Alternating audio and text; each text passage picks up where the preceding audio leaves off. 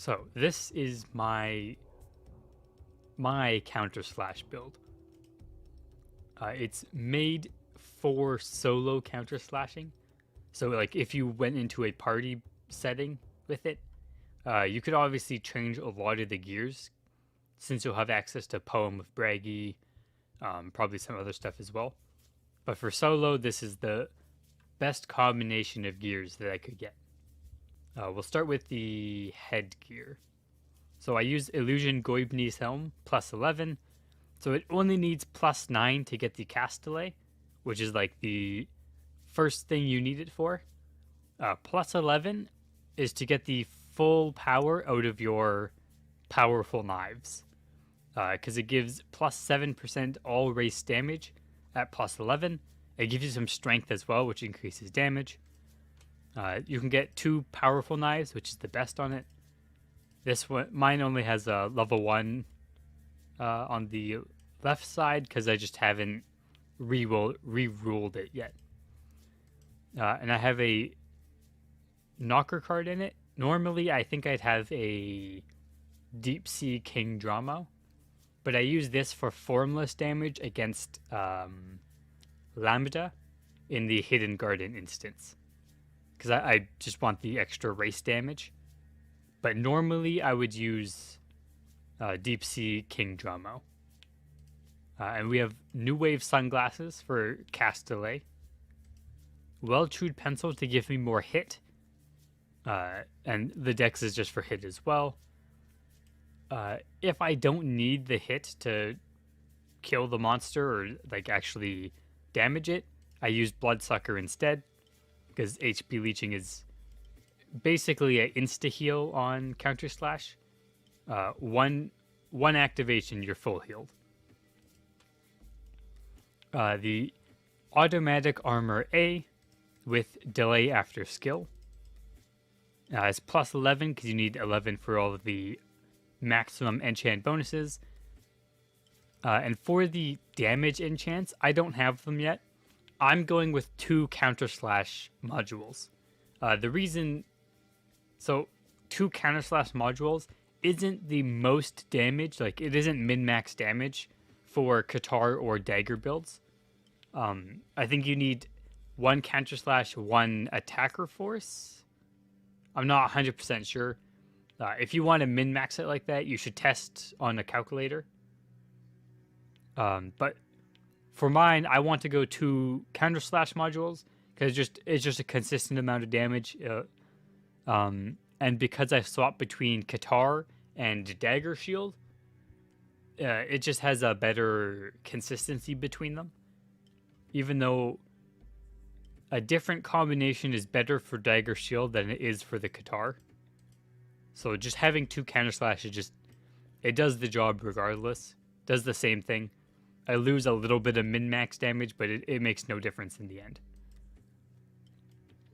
Oh, and for the card, at the moment I'm using Restless Dead so it can't get broken in Hidden Garden.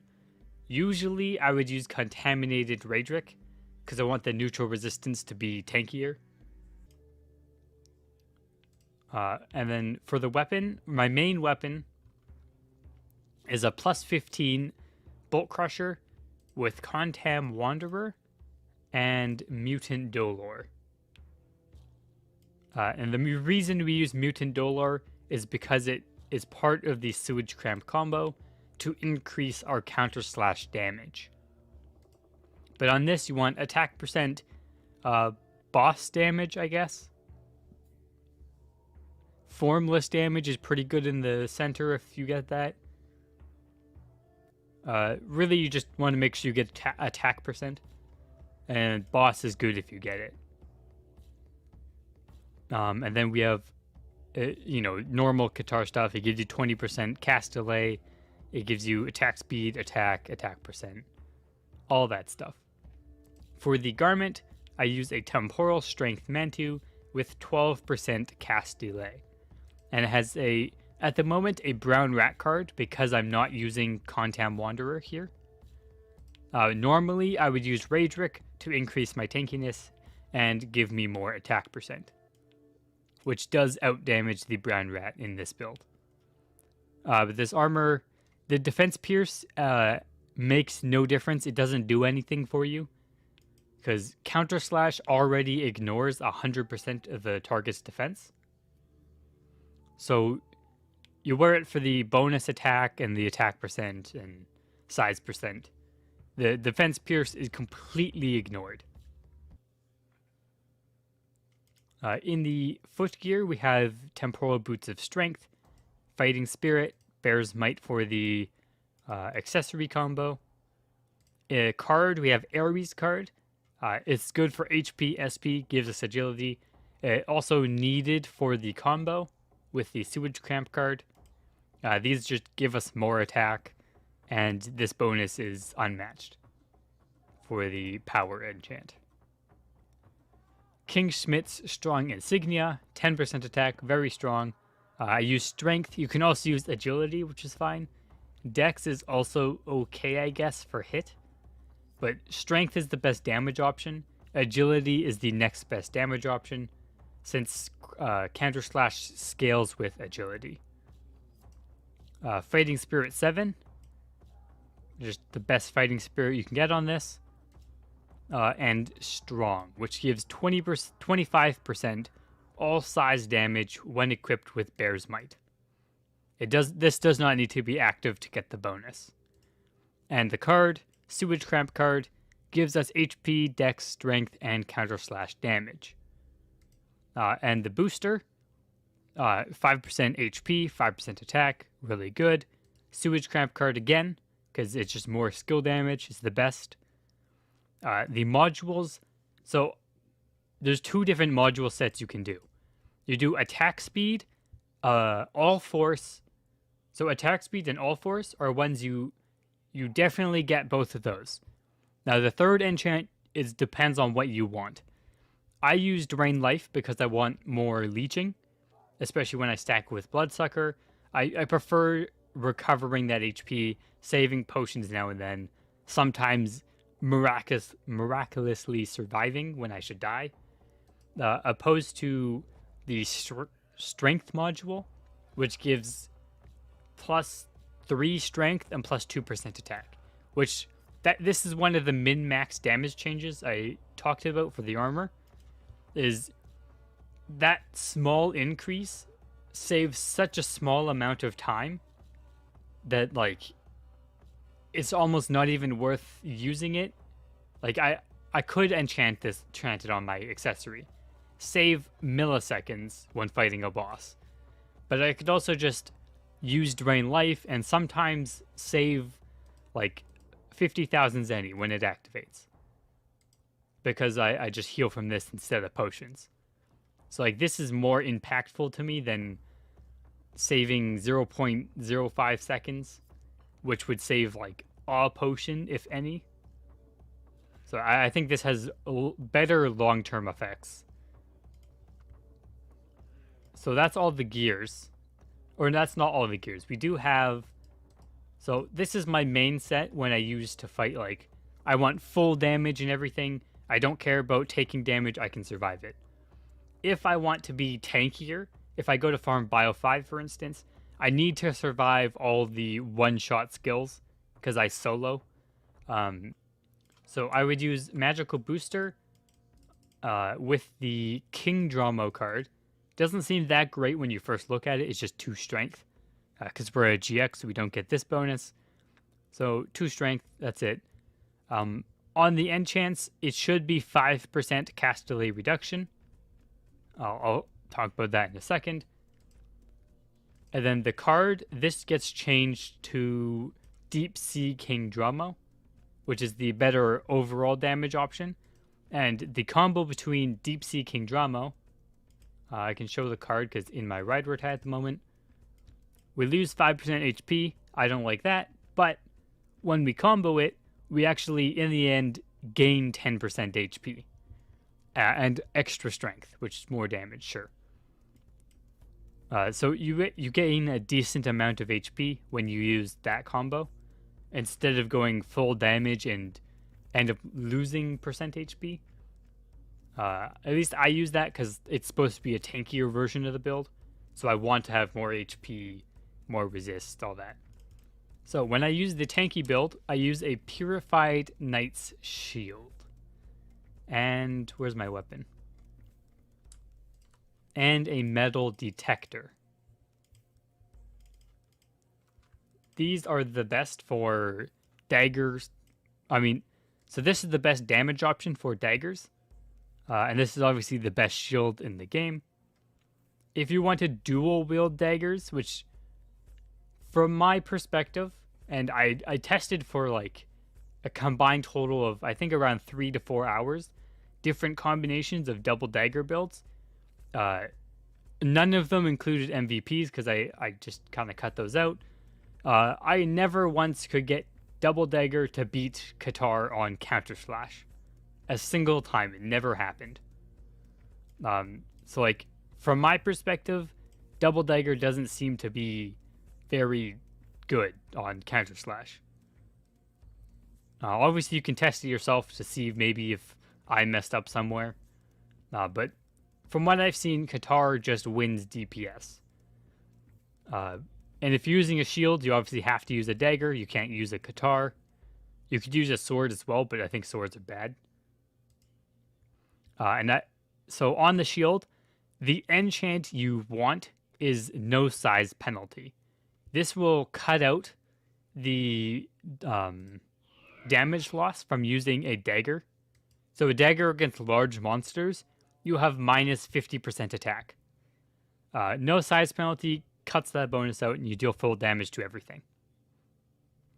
So this gives you attack speed, attack, reduces damage, more attack speed, more attack, and reduces cast delay by 5% at plus 12, which is why we use plus 5 here, and we can cut out New Wave. So we get 10% from shield plus mid headgear, and 10% from New Wave. That's why we can switch those two.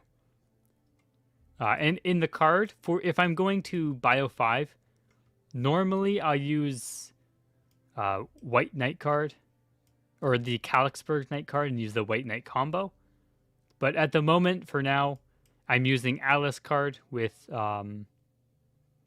Contaminated Wanderer, just because I had them on hand, and I only have one Contam Wanderer. Or one... Wait.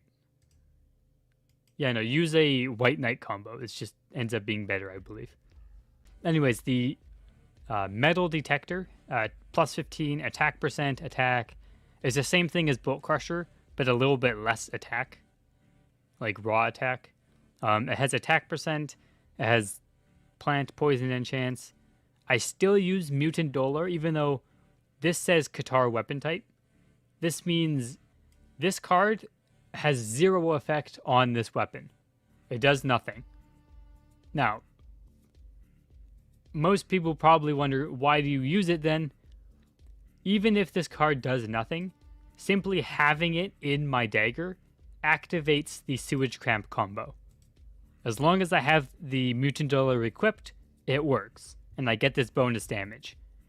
And that bonus damage out-damages the Contam Wanderer that I would have otherwise. So even though this does nothing, I still use it. And the other card would be White Knight or Contam Wanderer, depending on what I wanted, I guess.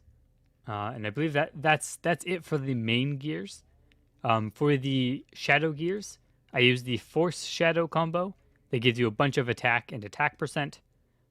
And the Reload set, which gives you 15% cast delay reduction, or delay after skill. Now moving on to stats. So strength I have at 120 because I wear temp strength boots, and also it gives you a lot of damage with Qatars. Agility has 120 because I needed it for the attack speed. Obviously my attack speed, if I use Agi up, it hits 190 now, so I could lower this by a few points. Before, I think I was missing some gears, so I needed to have 120. I could probably drop it to around 115 now. Vitality is 110, because tankiness. Int is 3, leftover points. Dex is 110, I need to hit things. And luck is 71, It's mainly there for hitting things as well. Also, it gives you a little bit of curse resistance, which can be annoying. And consumables, I use Guarana Candy. I use Red Herb Activator. If I'm doing Bio 5 or something I need to farm strong monsters for a while, I'll use Shining Defense Scrolls. Bouche de Noël for hit, and sometimes so I can crit things in Bio 5. Because the Mutant Dolor also gives crit. So it lets you cross-impact things that agi up, so you can still try and kill them, even if you don't hit every time. Blessing if I need more hit. All the elemental converters. Golden syrups for HP. Blue syrups for SP. Golden X for if I don't have Dark Claw up, I already used it, it's on cooldown. I can use Golden X to get around Reflect. Holy Water for Curse. I think that's everything. Oh, I always carry tokens with me. Sometimes weapon blocking will not activate, and you'll just get punched to death, and it just happens sometimes. It's one of the main downfalls of the build is sometimes you just die. So in case that happens, I always have some tokens on me in case, so I can get back up. I think I have a couple more. Oh, obviously poison bottles and magic mushroom. And I also carry Oblivion Curse against MVPs that silence you. Like Deep Sea Witch, I think it is. She'll cast Silence and then Earthquake immediately after. If you go near her and she silences, you green potion, you're dead to Earthquake. You die because she casts it like right next to each other.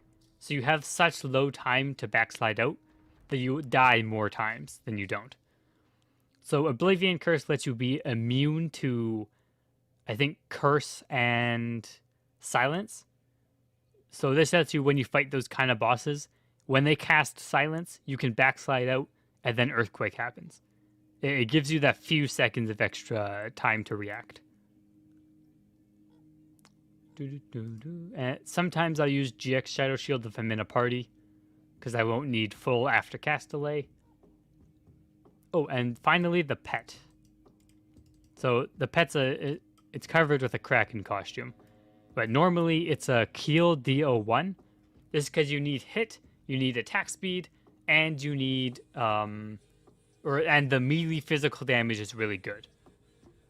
Orc Hero Pet technically gives more damage, but this is better because the attack speed, the hit, and it gives a little bit less damage, but you get those other options to help you. And I think that's it. That is the build.